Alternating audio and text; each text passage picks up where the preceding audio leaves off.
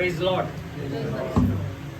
आइए हम परमेश्वर के वचन में हम जाएंगे और प्रभु के वचन से जो है हम कुछ बातों को हम देखेंगे।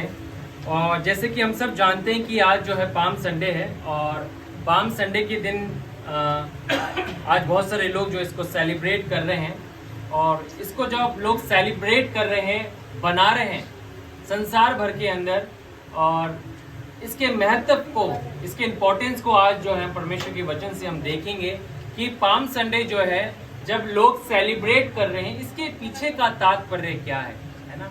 क्यों आज लोग जो है इसको बना रहे हैं, क्या मकसद है इसको बनाने का, क्या उद्देश्य इसको बनाने का? हम परमेश्वर के वचन से उन बातों को आज हम देखेंगे। मेरे साथ प्रभु के वचन से निकाल सकते हैं यूहन्ना की इंजील, उसका 12वां अध्याय हम निकालेंगे। यूहन्ना की इंजील, gospel of John chapter 12 verse from 12 हम पढ़ेंगे टू 19 हम पढ़ेंगे। यूहन्ना की इंजील 12 अध्याय 12 पद से हम पढ़ेंगे। कोई पढ़ने में अगुवाई करे। दूसरे दिन बहुत से लोगों ने जो पर्व में आए थे ये सुना कि यीशु यरूशलेम में आ रहा है, इसलिए उन्होंने खजूर की डालियां ली और उसे भेंट करने को निकले और पुकारने लगे, होशाना, धन्य इज़राइल का राजा जो प्रभु के नाम से आता है। जब यीशु को गदहे का एक बच्चा मिला तो वे उस पर बैठ गया और जैसा लिखा है, हे सिय्योन की बेटी मत डर, देख तेरा राजा गधे के बच्चे पर चढ़ा हुआ चला आता है। उसके चेले ये बातें पहले न समझे थे, परंतु जब यीशु की महिमा प्रकट हुई तो उनको स्मरण आया कि ये बातें उसके विषय में लिखी हुई थी और लोगों ने उससे इसी प्रकार का व्यवहार किया था। तब भीड़ के उन लोगों ने गवाही दी जो उस समय उसके साथ थे, जब उसने लाजर को कब्र में से बुलाकर मरे हुओं में से जिलाया था। इसी कारण लोग उससे भेंट करने को आए थे, क्योंकि उन्होंने सुना था कि उसने ये आश्चर्यकर्म दिखाया है। तब फरीसियों ने आपस में कहा, सोचो तो सही कि तुमसे कुछ नहीं बन पड़ता, देखो संसार उसके पीछे हो चला है। हम यहाँ पर देखते हैं, लास्ट में लिखा है, देखो संसार उसके पीछे जो है हो चला है। संसार यीशु मसीह के पीछे क्यों हो चला? और आज संसार जो है क्यों इस खजूर के रविवार को सेलिब्रेट करता है? क्या उद्देश्य है इसको सेलिब्रेट करने का? क्या तात्पर्य है? क्या बातें इसके पीछे दी गई है? आज हम परमेश्वर के वचन से हम देखेंगे। हमने अभी तक प्रभु के वचन में देखा कि यीशु मसीह जो है यरूशलेम की ओर जा रहे हैं, और जब यीशु मसीह यरूशलेम की ओर जा रहे तो 15 पद में लिखा है, हे सिय्योन की बेटी मत डर, देख तेरा राजा गधे के बच्चे पर चढ़ा हुआ चला आता है। यीशु मसीह जब यरूशलेम में आ रहे थे तो हम सब जानते हैं, हमने प्रभु के वचन को पढ़ा है कि यीशु मसीह जो है अपने चेलों को भेजते हैं और कहते हैं कि उस घर में जा, उस जगह, उस नगर में जा, और वहां पर तुझे एक गधी का बच्चा बंधा हुआ मिलेगा और उसके ऊपर कोई नहीं बैठा हुआ होगा, उससे पहले कोई भी उसके ऊपर नहीं बैठा होगा, उसे जाके मेरे पास लेके आ। और वे जाते हैं और वैसा जैसा यीशु मसीह ने उनसे कहा था वैसा ही पाते हैं। और जब उसके मालिक जब पूछता है तो यीशु ने कहा था कि जब वे पूछे तो उन्हें ऐसा बता देना। वो ऐसा बताते हैं और वो गधी के बच्चे को जो है उन चेलों को सौंप देते हैं और चेले यीशु मसीह के पास ले आते हैं और यीशु मसीह जो है उस गधी के बच्चे के ऊपर जो है बैठ के यरूशलेम में प्रवेश करता है। और जब यरूशलेम में प्रवेश करता है तो लोग जो है होसन्ना के नारे लगाते हैं, खजूर की डालियां को लेके, कपड़ों को बिछाते हुए यीशु मसीह का जो है स्वागत करते हैं। लोग जो है यीशु मसीह की जय जयकार करते हैं। आप में से कितनों को पता है कि होसन्ना का मतलब क्या होता है? हम जो है अधिकतर होसन्ना के मतलब को क्या समझते हैं कि वर्ड ऑफ प्रेज है ना, आराधना करना, धन्यवाद देना, है ना। मगर होसन्ना का असली मतलब जो होता है, गॉड सेव्स, परमेश्वर बचाए, परमेश्वर बचाए। और वे होसन्ना के नारे इसलिए लगा रहे थे क्योंकि वे जानते थे कि वो बंधुआई के अंदर है, और वो गा रहे थे, इस बात को बोल रहे थे, रो रहे थे, चिल्ला रहे थे, कह रहे थे कि राजाओं का राजा यीशु मसीह हमें बचाए। और वो इस बात को देख रहे थे कि हमारा राजा आ चुका है। बहुत सारे राजा तो है हाथियों पे चढ़ के आते हैं, घोड़ों पे चढ़ के आते हैं, मगर हमारा राजाओं का राजा, प्रभुओं का प्रभु जो है वो हाथी और घोड़ों पे चढ़ के नहीं आया, वह गधी के बच्चे के ऊपर चढ़ के आया। कितनी यूनिक अद्भुत बात ये है। वो बात इस बात का चिन्ह है कि यीशु मसीह जो है संसार की रीति पर नहीं आया, संसार के रीति रिवाजों के अनुसार नहीं आया। वो एक ऐसा राजा है जो कहता है मैं शांति का राजकुमार हूँ, मैं शांति को देने आया हूँ, मैं वो शांति देता हूँ जो संसार तुम्हें नहीं दे सकता है। और लोग जो है उस नारे को लगा रहे थे। मगर मेरा सवाल जो पहले मैंने किया उसकी ओर हम जाएंगे कि क्यों लोग जो है पाम संडे को सेलिब्रेट करते हैं, उसके पीछे का तात्पर्य क्या है। मैं आपको बताना चाहता हूँ आज परमेश्वर के वचन से कि हमारा परमेश्वर जो है पैटर्न्स को फॉलो करता है। पैटर्न्स को फॉलो करने वाला मींस पैटर्न्स को बनाने वाला परमेश्वर है। जो बातें परमेश्वर ने पास्ट में ठहराई हैं, परमेश्वर उन्हीं बातों के पैटर्न के आधार पर जो है बहुत सारी बातों को करता है। मैं कुछ उदाहरण आपको देना चाहता हूं इसी संबंध में कि हम देख सकते हैं कि यीशु मसीह ने अपनी मृत्यु के विषय में और जी उठने के विषय में अपने आप की तुलना किस व्यक्ति से करी थी। हम सब जानते हैं किससे करी। किससे यीशु मसीह ने अपनी तुलना करी कि मैं भी उसके समान जो है गाड़ा जाऊंगा और तीसरे दिन मुर्दों में से मैं जी उठूंगा। योना के समान, है ना, योना नबी के समान। और यीशु मसीह ने कहा कि जिस तरह योना नबी बड़े समुद्री मच्छ के पेट में गया और 3 दिन 3 रात उसके पेट में रहा, उसी प्रकार अवश्य है कि मनुष्य का पुत्र भी जो है इस धरती के अंदर रहे, अवश्य है। तो हम देख सकते हैं कि एक पैटर्न जो है पास्ट में दिया गया था। कुछ बातें घटी थी पास्ट के अंदर, और जब वो बातें घटी पास्ट के अंदर, परमेश्वर ने उस बात को इसलिए ठहराया कि परमेश्वर फ्यूचर में भी उन बातों को जो है करके दिखाएगा। हम देखते हैं कि इब्राहिम को परमेश्वर ने कहा कि जाके अपने एक लौते बेटे को, किसको, इस्साक को मेरे लिए बलि चढ़ा। और इब्राहिम जो है परमेश्वर की बुलाहट को पाकर, परमेश्वर के वचन को प्राप्त करके जो है वह निकल पड़ता है। और जब वह जाता है तो वे परमेश्वर की उस जगह जाके, जहाँ परमेश्वर उसको दिखाता है, मोरिया पर्वत जब परमेश्वर उसको दिखाता है, वहां पर वो जाता है उसे बलि करने के लिए। जब वो जाता है उस जगह जाकर, जब वे बलि करने वाला होता है, आपको पता है परमेश्वर का दूत उसे आवाज देता है, हे इब्राहिम, हे इब्राहिम। और तुरंत जो है इब्राहिम जो है देखता है, और जब वो देखता है कि पीछे जो है मेढक का एक बच्चा जो है झाड़ी में अपने सींगों को फंसाए हुए है, हम इस बात को देख सकते हैं कि वहां पर उसने अपनी बेटी की जगह उस मेढे के बच्चे को जो है बलि किया। वो वही जगह थी जहां पर यीशु मसीह कई हजार साल बाद कलवरी की क्रूस पे चढ़ाया गया। एक पैटर्न को हम देखते हैं, एक बात को हम देखते हैं। वचन यूं ही नहीं दिया गया, इसमें बहुत गहराई है। अगर इसको हम ध्यान से पढ़ेंगे, टटोलेंगे और देखेंगे, जितना इसको हम खोदेंगे उतना ही हम जो है उसमें से धन को, आत्मिक धन को बटोरने पाएंगे। जितना ध्यान खुदा के वचन की ओर हम लगाएंगे, जितना ही बार हम परमेश्वर के वचनों को हम पढ़ेंगे, खुदा के चरणों में बैठ के पढ़ेंगे, उतनी ही बार हम प्रभु के वचन की गहराई और सच्चाई को हम जानने पाएंगे। पुराने नियम में प्रभु ने अपने दास के द्वारा कहलाया कि तुम मुझसे प्रार्थना कर, मैं तुझे कैसी बातें बताऊंगा,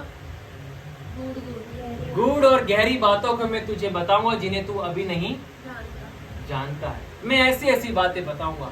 और जब हम प्रभु के चरणों में आते हैं, खुदा से प्रार्थना करते हैं, प्रभु हमारे को इन बातों को समझने में हमारी मदद और बुद्धि को प्रदान करता है, हमारी अगुवाई हमें करता है। प्रभु बताता है ये सारी बातें पास्ट में हुई, एक पैटर्न को हुई, और परमेश्वर उन पैटर्न्स को जो है फॉलो करता है।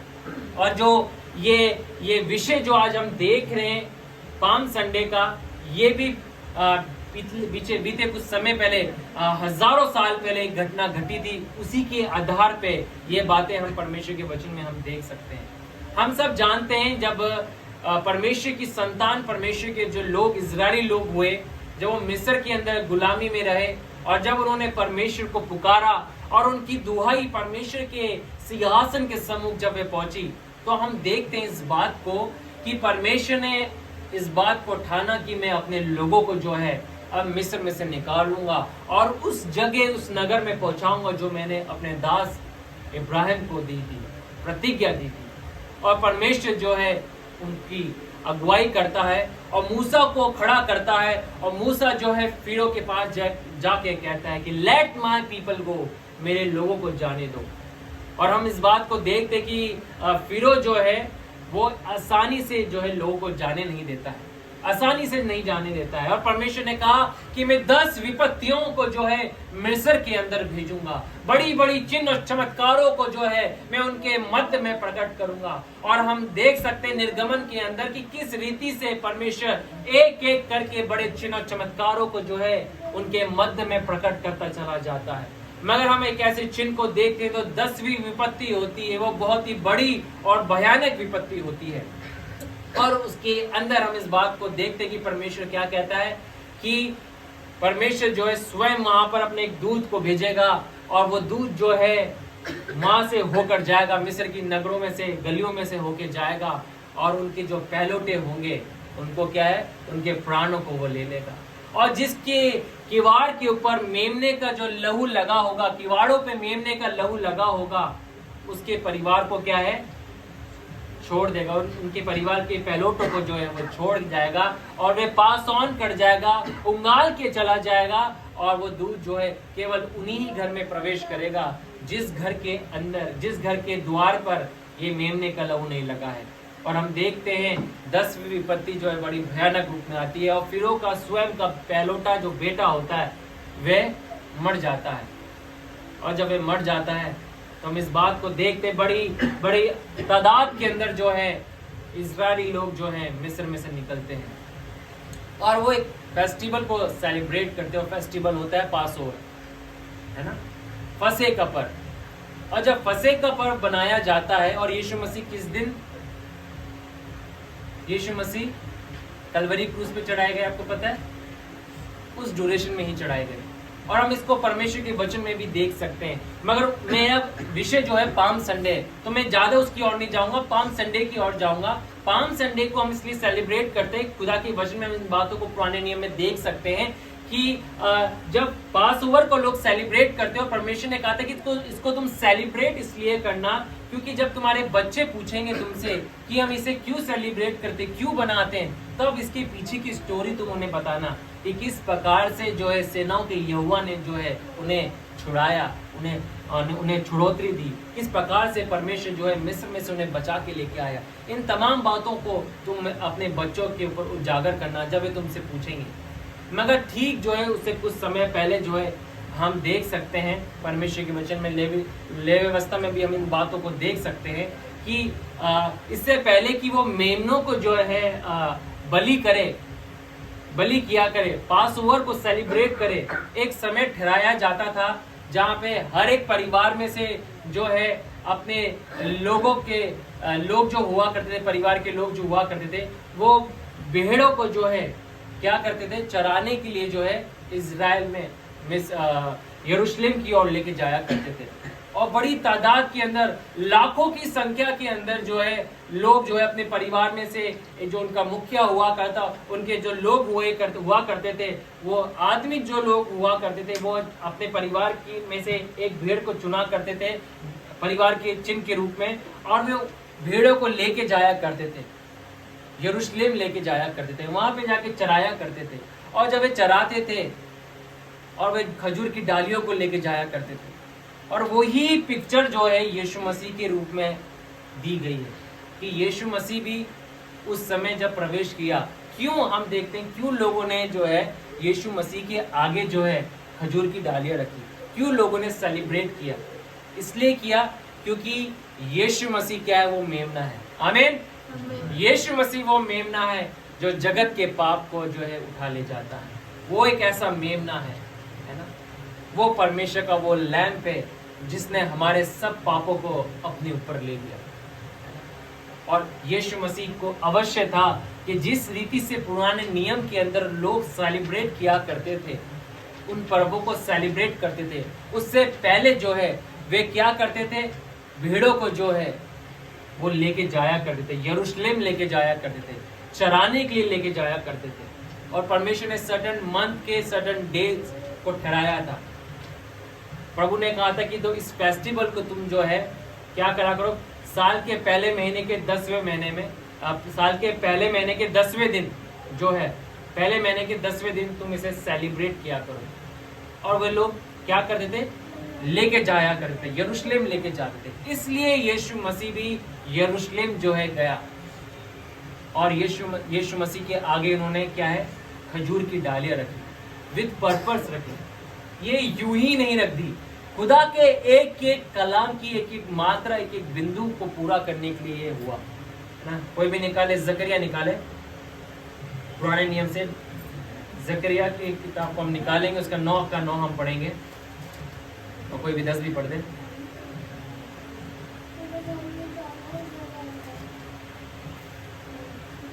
जकरिया 9 उसका 9वां पद और उसका जो है 10वां पद, 9 और 10 पद पढ़ दे, कोई पढ़े, जल्दी पढ़े।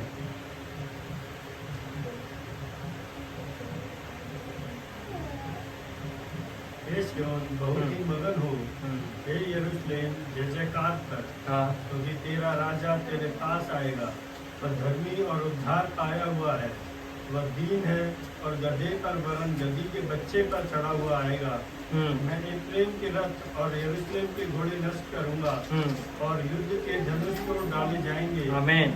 और वह जाति जाति से शांति की बातें कहेगा, वह समुद्र से समुद्र तक और महानद से पृथ्वी के दूर दूर के देशों तक प्रभुता करेगा। अब यहाँ पर यीशु मसीह से संबंधित जो है भविष्यवाणी को, बातों को दिया गया है, और वो भविष्यवाणी क्या है, जकरिया नबी के द्वारा दी गई है। हे सिय्योन बहुत ही मगन हो, हे यरूशलेम जय जयकार कर, क्योंकि तेरा राजा तेरे पास आएगा, वे धर्मी उद्धार पाया हुआ है, वे दीन है और गधे पर वरन गधी के बच्चे पर चढ़ा हुआ आएगा। हम देख सकते हैं पुराने नियम के अंदर ये बातें दी गई थी कि वो गधी के बच्चे के ऊपर क्या है, चढ़कर आएगा। हर एक बातें, एक एक मात्रा जो है, हर एक एक पर्व जो है, वो इस बातों का चिन्ह है कि बातें जो परमेश्वर भूतकाल में जो प्रभु ने करी, परमेश्वर फ्यूचर में उसको एक्सप्लेन करके दिखाएगा, पूरा करके परमेश्वर दिखाएगा। हम देख सकते हैं कि यीशु मसीह के चढ़ाए जाने के विषय में भी कहा गया था, किस प्रकार से यहूदा इस्करियोती जो है 30 चांदी के सिक्कों में जो है यीशु मसीह को एक चुम्बन दे के पकड़वा देगा। ये सारी बातें प्रभु के वचन में दी गई हैं, सारी प्रोफेसीज जो है प्रभु के वचन में दी गई है। एक एक बातें परमेश्वर के वचन में, एक एक पर्व जो हम देखें, 7 पर्व जो है परमेश्वर के वचन में पाए जाते हैं। 7 पर्व जो है, तुरियों का पर्व हो, चाहे ये फसह का पर्व हो, या बहुत सारी बातें जो खुदा के वचन में दी गई है, हर एक बातें जो है एक चिन्ह के रूप में परमेश्वर ने ठहराई है। ये मात्र एक कोइंसिडेंस के रूप में नहीं दिया गया कि इजराइल लोग यूं ही पर्वों को सेलिब्रेट कर रहे हैं, नहीं, ये एक उद्देश्य के साथ परमेश्वर ने ठहराया था कि भविष्य में भी जो है परमेश्वर जो है इन बातों को पूरा करके दिखाएगा। परमेश्वर इन बातों को परमेश्वर ने ठहराया और एक्सप्लेन परमेश्वर अपने वचन के द्वारा इन्हें करके दिखाया। हम यूहन्ना की इंजील वापस से हम निकालेंगे, 12वां अध्याय हम निकालेंगे, और उसका मैं 16 पद पढ़ रहा हूँ। यूहन्ना की इंजील 12 अध्याय 16 पद। उसके चेले ये बातें पहले ना समझे थे, परंतु जब यीशु की महिमा प्रकट हुई तो उनको स्मरण आया कि ये बातें उसके विषय में लिखी हुई थी, और लोगों ने उससे इसी प्रकार का व्यवहार भी किया था। अब वो जान रहे, कब जान रहे, यीशु मसीह की महिमा जब प्रकट हुई उस समय नहीं जान पाए थे। अरे ये बातें क्या हो रही है, हमारा राजा अब क्रूस पे चढ़ने के विषय में हमसे बातें कर रहा है कि हमने तो सब कुछ छोड़ दिया, हमने यीशु मसीह के पीछे सब कुछ छोड़ किया है। हम तो इसलिए छोड़ किया है क्योंकि ये तो इजराइल का राजा बना है, इसने कहा मैं तो राजा हूं, मैं राजाओं का भी राजा हूं, हम सब कुछ छोड़ के आ गए। अब तू खुद मरने की बातें कर रहा है, गाड़े जाने की बातें कर रहा है, जी उठने की बातें कर रहा है। अरे ये क्या बातें, ये बातें हमारे पल्ले में नहीं पड़ रही है, हमारे समझ में नहीं आ रही है, ये तू हमसे क्या कह रहा है। इसलिए पतरस ने क्या कहा, कदापि ऐसा ना हो, और यीशु मसीह ने उसको डांटा भी, हे शैतान तू मुझसे दूर हो जा, क्योंकि ये लोग समझ ही नहीं पा रहे थे कि यीशु मसीह उनसे क्या बातें कर रहे हैं। मगर धीरे धीरे ये बातें उनको समझ में आने लगी। अरे ये बातें तो जो यीशु मसीह ने कही हैं अब हमें समझ में आ रही है, ये खुदा के वचन में दी गई है, जिनको हजारों साल से जो है हमारे नबियों ने पहले लिख दी गई थी। इन हजारों सालों में हर एक परमेश्वर के सेवक जो खुदा के मंदिर में खड़ा हुआ करते थे, हर एक रब्बी जो खड़े होकर प्रचार करते थे, लेक्चर्स को दिया करते थे, सरमन्स को दिया करते थे, इन बातों को हमें समझाते थे, मगर ये बातें हमारे सामने जब हो रही हमें तो पता ही नहीं चला। अरे ये वही तो बातें थी जो परमेश्वर के वचन में दी गई, मगर जब हुई तो समझ में भी नहीं आई। कितनी अनोखी बात है ना ये, कि जिसके बारे में हजारों साल से प्रचार हो रहा है, वो बातें जब सामने हो रही है तो भी समझ में नहीं आ रही। आपको वार्न करना चाह रहा हूं, यीशु आ रहा है, हालेलुया। ये हजारों साल से प्रचार हो रहा है, हमारी आंखों के सामने एक एक करके चिन्ह भी पूरे हो रहे हैं, मगर क्या ये समझ में नहीं आ रहा लोगों को अभी भी पल्ले नहीं पड़ रहा कि यीशु बड़ी रफ्तार से आ रहा। हाँ, खुदा के वचन में दिया गया है, खुदा ने कह दी है बातें, हम खोल के पढ़ते हैं, हम जो है सरमन भी दे देते हैं, बुक्स भी लिख देते हैं, मगर समझ में नहीं आ रहा, हमारे पल्ले नहीं पड़ रहा है। बहुत बार, कई बार मैं अपने विषय में भी इस बात को कह सकता हूँ कि कई बार जो है हम जब खुदा के लोग होने के बावजूद ये बातें, चिन्ह, चमत्कार आज हमारे सामने अंश करके पूरे हो रहे हैं, एक एक मात्रा करके पूरी हो रही है। पता नहीं हम कितने एक्साइटेड हो रहे हैं या नहीं हो रहे, मगर हमारा पिता बहुत एक्साइटेड है, हालेलुया। हमारा यीशु बहुत एक्साइटेड है। क्यों एक्साइटेड है? क्योंकि उसको पता है मैं आ रहा हूँ, अपनी कलीसिया को लेने के लिए आने वाला हूँ, अपनी दुल्हन को लेने के लिए आने वाला हूँ, इसलिए वो द्वार पर खड़ा हुआ है। क्या लिखा है प्रकाशित वाक्य में? आखिरी घंटा रह गया, आधा घंटा रह गया है। उस क्षण यीशु मसीह ने क्या कहा था? कुछ मिनट बचे हैं, है ना, घंटे के कुछ मिनट बचे हुए हैं, है ना। तो ये 2000 साल में कितने सेकंड में हमने कवर कर लिए होंगे? अब आप खुद अनुमान लगाइए।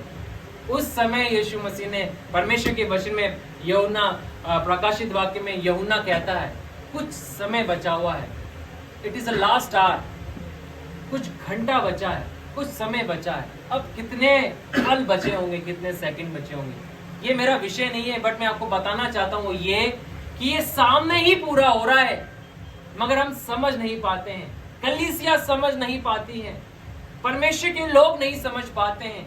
ये खजूर की डालियां तो डाल रहे थे, मगर ये लोग भी नहीं समझ पा रहे थे।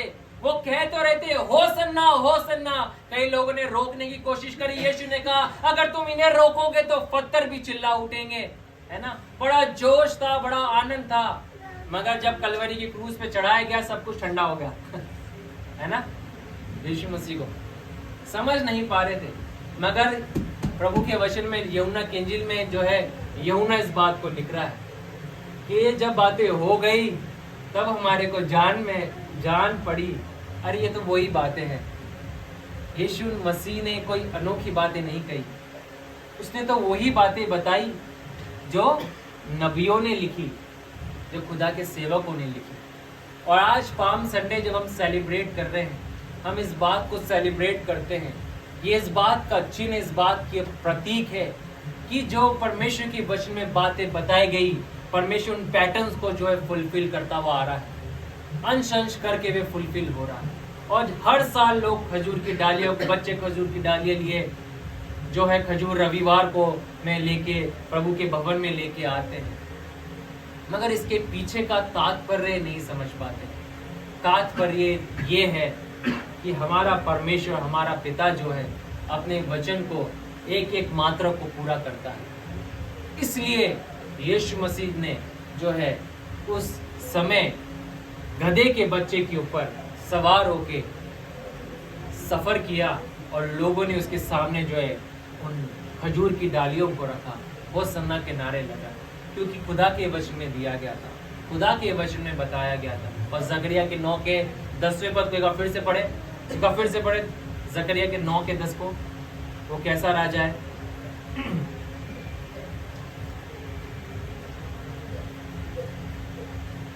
मैं इफ्राइम के रथ और यरूशलेम के घोड़े नष्ट करूंगा और युद्ध के धनुष तोड़ डाले जाएंगे, और वह जाति जाति से शांति की बातें कहेगा वह समुद्र से समुद्र तक और महानद से पृथ्वी के दूर दूर के देशों तक प्रभुता करेगा। अब उसके प्रभुता के विषय में बताया गया है। वो ऐसा राजा है, मैंने आरंभ में कहा था, बहुत सारे संसार के राजा रथ घोड़ों पे आते हैं, हाथियों पे सवार होके आते हैं, मगर हमारा राजा का राजा वो राजा नहीं है, वो राजाओं का भी राजा है। वो प्रभु नहीं है, वो प्रभुओं का भी प्रभु है। वो गधी के बच्चे पे सवार होके आया है, क्योंकि वो नम्रता के साथ आया, दीनता के साथ आया है और शांति का संदेश लेकर आया है। गधा जो है, डोंकी जो है, किस बात का चिन्ह है? कैसा एनिमल है? एक शांत स्वभाव का रहता है ना, शांत स्वभाव का। और यीशु मसीह उसके ऊपर इसलिए बैठे, इस मैसेज को उन्होंने पहुंचाया, इन भविष्यवाणियों को, इन वचनों को, जो खुदा के नबी उन बातों को पूरा किया, इस बात को बताया कि मैं वो ही राजा हूं। बट क्या हुआ? लोग समझ नहीं पाए। तो आज हम खजूर रविवार को सेलिब्रेट कर रहे हैं, इस संदेश को हम सुन रहे हैं, आने वाले समय में लोग सुनते हैं। तो मैं आपको बताना चाहता हूँ, इनकरेज करना चाहता हूँ, ये वो बातें हैं जो परमेश्वर ने पूरी कर दी हैं, और वो खुदा की उन बातों को भी हम पूरा होते हुए देख रहे जो खुदा के वचन में दी गई हैं। और हमें समझने की आवश्यकता है, कहीं ऐसा ना हो कि बहुत देर हो जाए और लोग पछतावा करें कि यार ये तो वही बातें थी। काश हम समय पे अपने मनों को फेर लेते, प्रभु के चरणों में आ जाते। आज बहुत सारे लोग जो है कलीसिया में आना नहीं चाहते, संगति नहीं करना चाहते, उनको बोझ लगता है, उनको इरिटेशन हो जाती है, टाइम पास उनको लगता है। मैं आपको बताना चाहता हूँ ऐसा नहीं है। एक समय आएगा उन कुंवारियों के विषय में, आपको पता है 10 कुंवारियों के विषय में दिया गया है। उन 10 कुंवारियों के विषय में जब मत्ती की इंजील में जो दिया गया है, हम इस बात को देख सकते हैं। प्रभु ने बहुत साल पहले मुझे बताया था कि ये केवल पैरेबल नहीं है, ये कोई दृष्टांत नहीं है ना, ये क्या है? ये एक प्रोफेसी है। पढ़े, निकाले प्रभु के वचन को, मत्ती की इंजील निकालेंगे हम 26वां अध्याय में होगा शायद 25 में। पहले पद से ध्यान से पढ़ें। तब स्वर्ग के राज्य की तुलना 10 कुंवारियों से की जाएगी जो अपने दीपक लेकर दूल्हे से मिलने को निकली। अब हम इसको ध्यान से पढ़ेंगे, एक और वर्जन में हम पढ़ेंगे। यहाँ पे लिखा है स्वर्ग का राज्य उन 10 कुंवारियों के समान होगा। क्या होगा? उन 10 कुंवारियों के समान होगा। तो क्या ये होगा का मतलब क्या है? विल बी लाइक, क्या लिखा है इंग्लिश में? विल बी लाइक 10 वर्जन्स, यानी कि होगा का मतलब है फ्यूचर टेंस। ये भविष्यवाणियां के बारे में यीशु मसीह बता रहे हैं। केवल ये दृष्टांत नहीं है, मगर ये भविष्यवाणी है। क्या? कि 5 तैयार है और 5 तैयार नहीं है।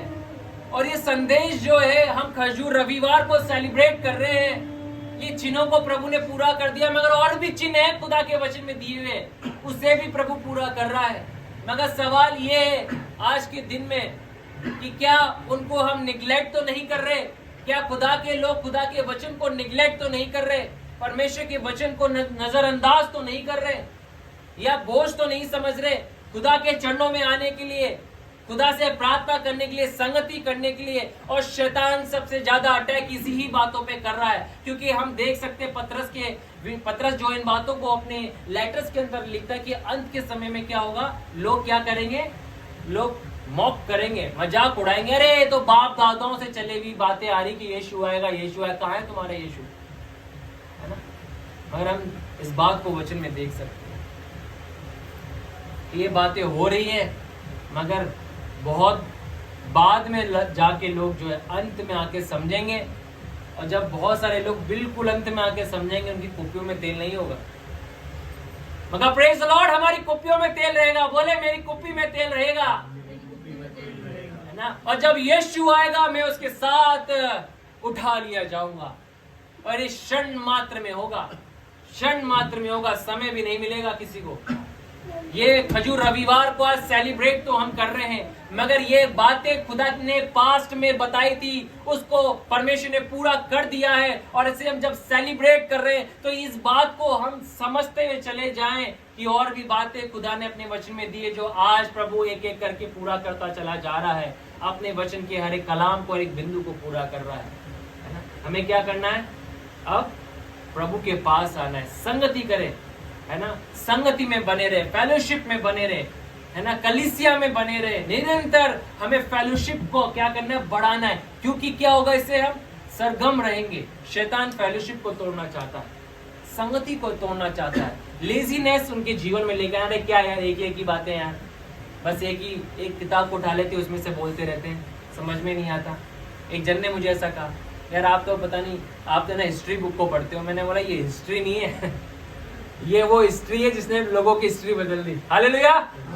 ये खुदा का वो वचन है जो ना केवल हिस्ट्री को जिसने बदल दिया, मगर यह इंसान के फ्यूचर को भी बदलने की सामर्थ्य रखता है ना। लोग कह रहे होंगे ये तो बिगड़ा हुआ बच्चा है, बिगड़े हुए लोग हैं, इनके जीवन में कुछ नहीं होगा। मगर जिस दिन ये वचन आ जाता है, उनकी हिस्ट्री बदल जाती है, उनका भविष्य बदल जाता है। उन्हीं लोगों के लिए बाद में लोग गवाही देते हैं, आओ हम अपने बच्चों को इनके साथ भेजें, आशीषित हो जाएंगे। हालेलुया, आमीन। ये गवाही प्रभु बना के रख देता है। तो आज हम पाम संडे को सेलिब्रेट तो कर रहे हैं, मगर उसके पीछे के उद्देश्य को, उसके मकसद को क्या हम समझ पा रहे हैं या नहीं समझ पा रहे? ये सारे पैटर्न्स थे जो परमेश्वर ने फुलफिल ऑलरेडी कर दिए हैं परमेश्वर ने, मगर और भी बातें जो परमेश्वर पूरी कर रहा है। क्या हमारा ध्यान उसकी ओर लग रहा है या नहीं लग रहा है?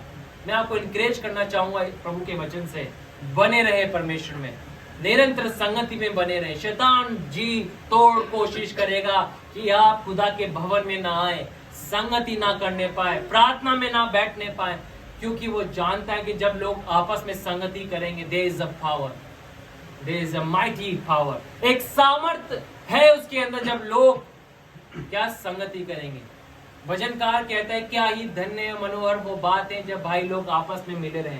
वे उस उत्तम तेल के समान है जो हारून के सर के ऊपर उड़ेला गया और बहते हुए उसके बालों से बहते, उसके दाढ़ी से बहते वस्त्र की छोर तक ले गया। कितनी अद्भुत ये बात है। ये वो अनॉइंटिंग है। ये अनॉइंटिंग कब होती है? जब भाई लोग, केवल भाई लोग की बात नहीं कर रहा, बहने लोग भी, मीन्स फेलोशिप करेंगे। जब फेलोशिप करेंगे, कलीसिया आपस में संगति करेगी, प्रभु अपने अनॉइंटिंग के ऑयल को उंडेलेगा, और जब ऑयल को उंडेलेगा, सामर्थ्य काम वहां से प्रकट होंगे। सामर्थ्य, चिन्ह और चमत्कार जो है, हम जब यहाँ पे एकत्रित होंगे, परमेश्वर बाहर कामों को करके दिखाएगा, लोग के जीवनों में बंधनों को तोड़ेगा। जब यहाँ पे घुटने आके हम प्रार्थना करेंगे, लोग अपनी कलीसियों में जाके प्रार्थना करेंगे, परमेश्वर की प्रार्थना की संगति को महत्वपूर्ण, उसकी इंपॉर्टेंस को जब हम जानेंगे, तो क्या होगा? परमेश्वर लोगों के जीवनों में कार्य करेगा, लोगों के जीवनों में चिन्ह चमत्कार प्रकट होंगे, वो प्रभु के पास आए। तो हम प्रभु का धन्यवाद देते हैं, प्रभु ने अपॉर्चुनिटी हमें दी है कि हम उसके महान काम का एक हिस्सा बने। बोले, मैं प्रभु के महान काम का एक हिस्सा बनूंगा।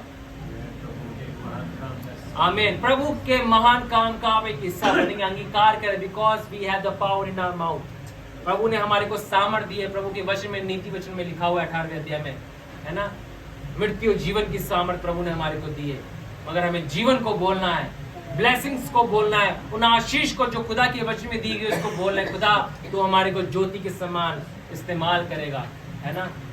मैं इन बातों को इसलिए बोल रहा हूँ खजूर रविवार में, क्योंकि परमेश्वर महान काम करने को जा रहा है। क्योंकि प्रभु ने एक पैटर्न और दिया था पेंतिकुस्त के दिन। क्या पैटर्न था, क्या बातें थी? कि मैं अपनी आत्मा में से उंडेलूंगा, और जब मैं आत्मा में से उंडेलूंगा तो तुम्हारे जवान क्या देखेंगे? दर्शन देखेंगे, है ना। तुम्हारी बेटियां और बेटे क्या करेंगे? भविष्यवाणियां करेंगे, अन्य भाषाओं में बोलेंगे। वहां पे हर एक एज कैटेगरी के विषय में लिखा गया है, बच्चों से लेके जवान से लेके। वहां पे लिखा है तुम्हारे पूर्णीय भी क्या करेंगे? स्वप्न को देखेंगे। हालेलुया। स्वप्न तो, सपने तो जवान लोग देखते हैं, मगर पूर्व जो लोग होंगे, बुजुर्ग लोग होंगे, वो भी देखेंगे प्रभु के राज्य की सेवा करने के लिए। हालेलुया। ये पैटर्न को परमेश्वर पूरा कर रहा है आज हमारे समय में। पवित्र आत्मा से लोगों को भर रहा है, लोगों को बाहर रहा है, खड़ा कर रहा है। बहुत सारे लोगों को आप खड़े हुए थे, देख सकते हैं इन दिनों के अंदर।